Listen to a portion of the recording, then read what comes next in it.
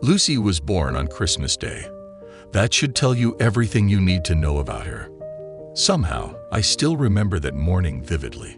My favorite film, How the Grinch Stole Christmas, was playing on the VHS player, and the smell of pine and sweet pancakes wafted around us.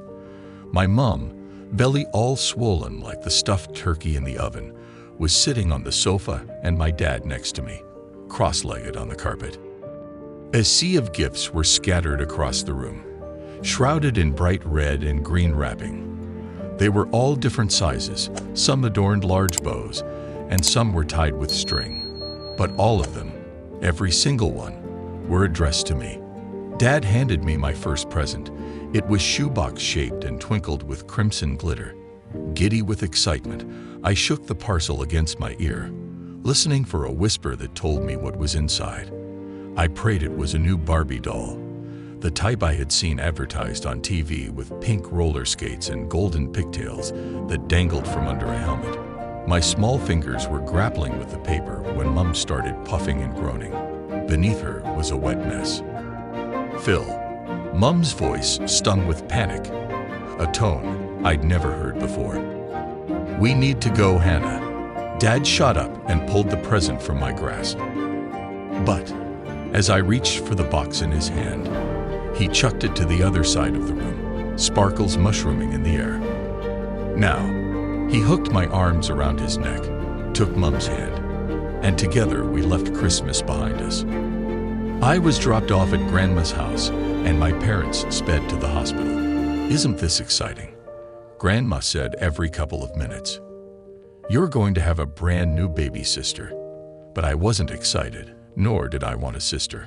I wanted to watch The Grinch on VHS and open my brand new doll, which at the moment was sprawled across the floor and all alone.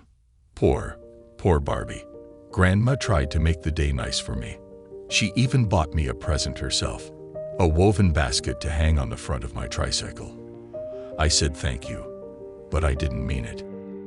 It was dark outside when Mum and Dad arrived to collect me. They both entered Nan's dining room, where I was drawing elves and reindeers on the front of her yellow pages in red Sharpie. In Mum's arms was a bundle of blankets, and a little pink face peeked out from them. Grandma's eyes were wet, and she kept sniffling into her sleeve. "Come meet Lucy, darling," Mum said. "I'm Oak," I replied, and continued squiggling my latest masterpiece. Well, she'd love to meet her big sister. I sighed, getting up from the chair. If it meant we could go home sooner, fine. Dad picked me up so I had a better view.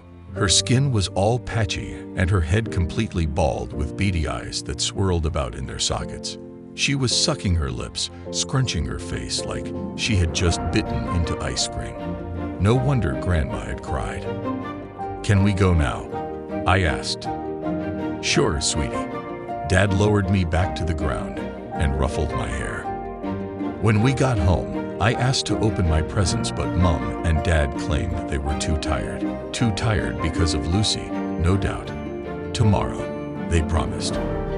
The next morning, our front door wouldn't stop opening and closing as family arrived to visit us. Or should I say, to visit Lucy. They draped around her, kissing her flushed cheeks and stroking her naked head. Oh, she's so beautiful. And so well-behaved, too. How lucky you are, Hannah, to have such a lovely sister. I didn't feel lucky, and I couldn't understand what they saw in her. She couldn't walk or talk yet, and when she wasn't crying, milky white liquid spewed from her mouth and dribbled down her chin. Yuck. I tried to veer their attention away. I told my auntie about my creative pursuits at Grandma's house, how I had embellished her yellow pages with Christmas trees and stars. Tell her how good I draw, Grandma. I showed my cousin all the presents I was still yet to open, 18 in total. Yes, cousin, I can count to 18 now. But Lucy was always doing something to steal them away again. Yawning, coughing, blinking. Things that I could do too, but never received any praise for. Mum and Dad also succumbed to Lucy's manipulation. They were always fussing over her, rushing to the nursery whenever she cried, gawking at the baby monitor whilst she slept. When everyone had left, I asked Mom if we could watch the remainder of The Grinch together, seeing as we were so rudely interrupted. But Lucy must have heard us as she started howling again. It was a high-pitched screech like a car alarm, alerting everyone with ears that she needed something, and immediately. Me. I need attention. Me. I can't right now, Hannah, Mom said. She pecked me on the cheek, and both of my parents disappeared upstairs, and so I found myself alone in the front room. The head of the VHS peered out from the video player, and gently I pushed it in. The TV began whirring and clunking until that lovable monster blinked onto the screen, his eyebrow cocked and grinning at me devilishly. Mom and Dad were still comforting my sister. I could hear them cooing at her, their footsteps pacing in circles above. They probably wouldn't be back downstairs for some time. I smiled back at the TV. You're a mean one, Mr. Grinch. I delved into my presents, picking up the box closest to me. I didn't bother reading the tag or carefully removing the bow. No, my fingers scrunched into the wrapping and it ripped as easy as wet tissue. I counted each one as I opened them. Present 1, a Powerpuff Girls t-shirt. Present 2, a new Play-Doh set.